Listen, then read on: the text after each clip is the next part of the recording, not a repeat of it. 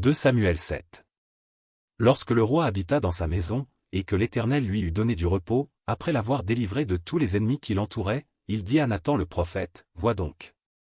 J'habite dans une maison de cèdre, et l'arche de Dieu habite au milieu d'une tente. » Nathan répondit au roi, « Va, fais tout ce que tu as dans le cœur, car l'Éternel est avec toi. » La nuit suivante, la parole de l'Éternel fut adressée à Nathan, « Va dire à mon serviteur David, ainsi parle l'Éternel, est-ce toi qui me bâtirais une maison pour que j'en fasse ma demeure? Mais je n'ai point habité dans une maison depuis le jour où j'ai fait monter les enfants d'Israël hors d'Égypte jusqu'à ce jour, j'ai voyagé sous une tente et dans un tabernacle. Partout où j'ai marché avec tous les enfants d'Israël, ai-je dit un mot à quelqu'une des tribus d'Israël à qui j'avais ordonné de paître mon peuple d'Israël, ai-je dit, pourquoi ne me bâtissez-vous pas une maison de cèdre?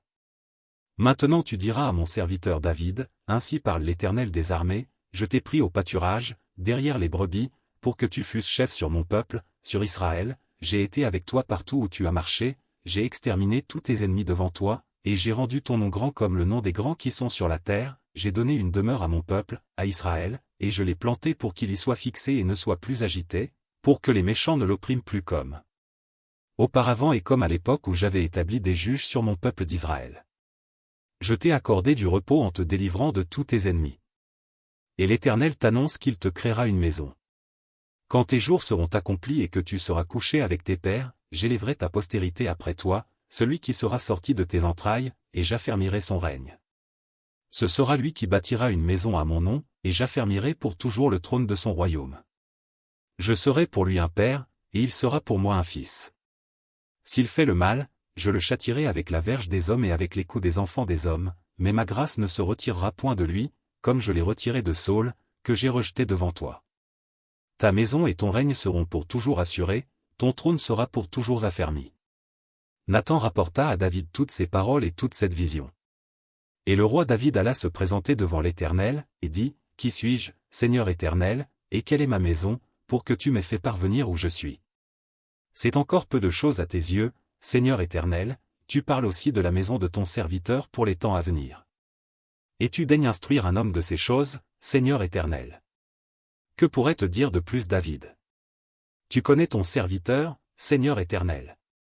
À cause de ta parole, et selon ton cœur, tu as fait toutes ces grandes choses pour les révéler à ton serviteur. Que tu es donc grand, Éternel Dieu. Car nul n'est semblable à toi, et il n'y a point d'autre Dieu que toi, d'après tout ce que nous avons entendu de nos oreilles. Est-il sur la terre une seule nation qui soit comme ton peuple, comme Israël, que Dieu est venu racheter pour en former son peuple, pour se faire un nom et pour accomplir en sa faveur, en faveur de ton pays, des miracles et des prodiges, en chassant devant ton peuple, que tu as racheté d'Égypte, des nations et leurs dieux. Tu as affermi ton peuple d'Israël, pour qu'il fût ton peuple à toujours, et toi, Éternel, tu es devenu son Dieu. Maintenant, Éternel Dieu, fais subsister jusque dans l'éternité la parole que tu as prononcée sur ton serviteur et sur sa maison, et agis selon ta parole. Que ton nom soit à jamais glorifié, et que l'on dise, l'Éternel des armées est le Dieu d'Israël. Et que la maison de ton serviteur David soit affermie devant toi. Car toi-même, Éternel des armées, Dieu d'Israël, tu t'es révélé à ton serviteur, en disant, je te fonderai une maison. C'est pourquoi ton serviteur a pris courage pour t'adresser cette prière. Maintenant, Seigneur Éternel, tu es Dieu, et tes paroles sont vérité, et tu as annoncé cette grâce à ton serviteur.